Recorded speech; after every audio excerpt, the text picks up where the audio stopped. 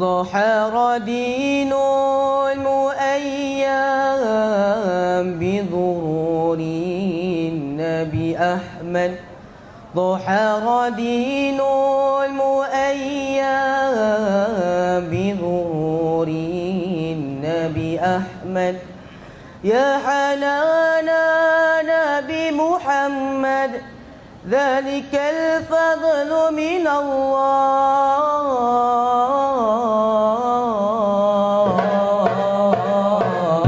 الله يا حنانا يا حنانا يا حنانا يا حنانا يا حنانا يا حنانا يا حنانا يا حنانا فهو إيماني يوم المعاني يوم المعادي نبينا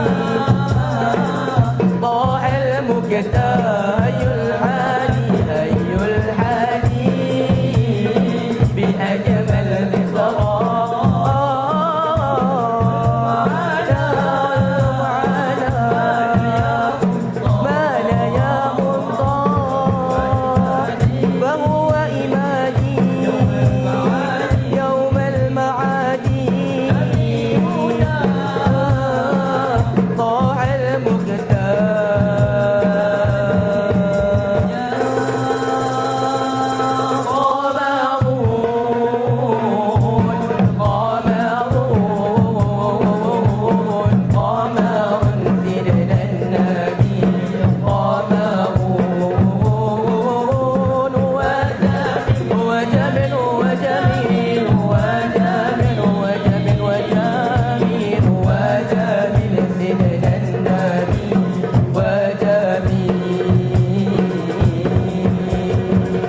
Engkau taburkan pengorbananmu untuk umatmu yang tercinta, biar terpaksa tempuh derita, segannya hatimu merempur raudahnya. Tak terjangka tinggi peketimu, tidak tergambar indahnya alammu, tidak terbalas segala jasamu, sesungguhnya engkau Rasul mulia, kabarnya hatimu menempuh dugaan, mengajar erti kesabaran, menjual panji kemenangan, terukir namamu di dalam Al-Quran. Firman Allah Subhanahu wa taala dalam ayat 2 surah Al-Jumu'ah, ayat pendidikan, ayat tarbiyah. A'udzu billahi minasyaitonir rajim. Walladzi ba'atha fil ummiyina rasulan minhum yaslu 'alaihim ayatihi wa yuzakkihim wa yu'allimuhumul kitaba wal hikmah wa in kanu min qablu lafi dhalalin mubin. Yang bermaksud dialah, yaitu Allah Subhanahu wa taala yang mengutuskan di kalangan kamu, di kalangan orang-orang yang ummi, seorang rasul yang membacakan ayat-ayat suci Al-Quran dan menyucikan jiwa-jiwa mereka dan mengajar mereka Alkitab, yaitu Al-Quran, dan juga hikmah, sekalipun dulu mereka di kalangan orang-orang yang sesat, sesat yang nyata. Dalam Quran diulang-ulang intisari ayat ini sebanyak 4 kali, yaitu metod, cara Nabi mengajar dan berdakwah. Yang pertama adalah tilawah, baca Quran. Ada satu sekolah di Selangor, saya dapat kabar daripada cikgunya, kami pasang setiap pagi 2 minit sahaja ayat-ayat suci Quran. Tetapi ramai pelajar-pelajarnya yang convert masuk Islam. Tak mau sebut nama sekolah lah kan? Sekolah di Selangor, 2 minit saja pasang Al-Quran setiap pagi. Jadi mula-mula kita, Allah suruh kita berdakwah, mengajar dengan tilawah, baca Quran dulu. Faham tak faham belakang kira. Jadi sangat baik kalau ibu bapa di rumah setiap minggu buat usrah. Mungkin ada yang tahu pasal usrah, mungkin ada yang tak tahu pasal usrah. Pasal KFC ramai tahu. Pasal ayam penyet ramai tahu. Tapi pasal usrah tak ramai yang tahu. Usrah ni keluarga lah. Duduk sama-sama, dikendalikan oleh ayahnya atau ibunya. Usrah ni mula-mula mesti ada baca Al-Quran. Jadi dalam Quran sebut 4 kali. Yang pertama, yaslu alaihim ayati, baca Quran. Sebab Quran ni dapat menyentuh jiwa manusia. Quran ni dapat memecahkan keegoan manusia. Al-Quran ni dapat meruntuhkan kalbu manusia, hati manusia.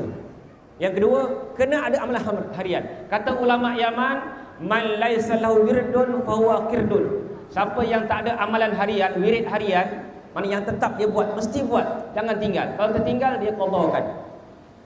Siapa yang tak ada wirid harian, maka dia seumpama kera. Ini ulama Yaman katalah. Kita kena ada amalan, setiap hari kita amal untuk menjadikan diri kuat. Saya nak bagi satu ayat dalam Quran. Kalau anda amal, insya-Allah kuat. Dalam ni juga ada, dipanggil ayat yang lebih baik daripada 1000 ayat. Dalam ni ada. Jadi tuan-tuan yang nak beli boleh kan? Baru je keluar. Dalam hadis, Nabi SAW sentiasa mengamalkan 7 surah sebelum tidur. Amalan harian Nabi dipanggil surah tasbih. Siapa pernah dengar surah tasbih? Angkat tangan. Saya rasa ramai. Sebab tu nama buku ni buku sunnah rare, jarang orang dengar. Surah tasbih ni surah yang dimulai dengan apa? Dengan perkataan tasbih. Sabbaha yusabbihu sabbihi subhana. Ada 7. Al-Isra, Al-Hajj, Al-Hadid, At-Tawabun, Al-A'la, As-Saff, Al-Jumu'ah. Kenapa Nabi baca 7 surah ni? Nabi kata inna fihinna ayatan khairum min alfi ayat. Riwayat Imam Tirmizi. Dalam buku ni saya letak sekali nombor sekali. Nombor berapa? Nabi sebut kerana dalam 7 surah tadi, surah tasbih tadi, ada satu ayat yang lebih baik daripada 1000 ayat. Dalam Quran ada satu ayat yang lebih baik daripada 1000 ayat. Di mana dia? Dalam 7 surah tadi. Nabi tak beritahu ayat yang mana. Nabi cuma beritahu 7 surah tadi. Tapi para ulama ada beritahu. Saya ambil 2 pendapat. Mana ulama ijtihad lah. Nabi tak beritahu. Yang pertama, kata Imam Ibn Katsir, ayat tersebut adalah ayat 3 surah Al-Hadid. Wal awwalu wal akhiru wal zahiru wal batinu wa huwa bikulli syai'in alim. Jadi satu lagi saya tak sebut sebab kita masa kita terhad kan. Lagi lebih kurang mungkin 20 minit. Ikut tentatif lah, saya ikut tentatif kan. Jadi amalkan ayat ni, insya-Allah jiwa kita kuat. Yang ketiga, kita kena elakkan perkara-perkara yang tidak baik berlaku dalam kehidupan keluarga kita. Ataupun disebut create environment yang baik, cipta suasana yang baik. Yang pertama, kita kena banyak makan bersama lah.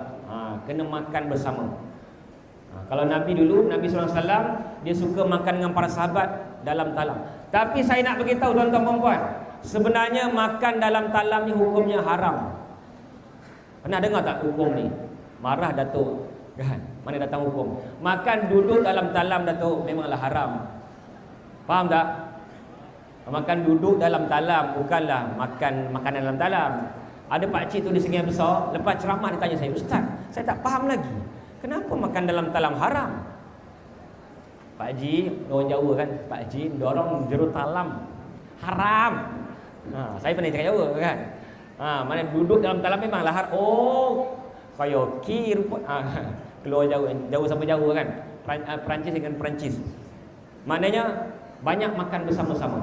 Contohnya makan, saya salah makan dalam talam ke makan berpinggan-pinggan, banyakkan masa bersama.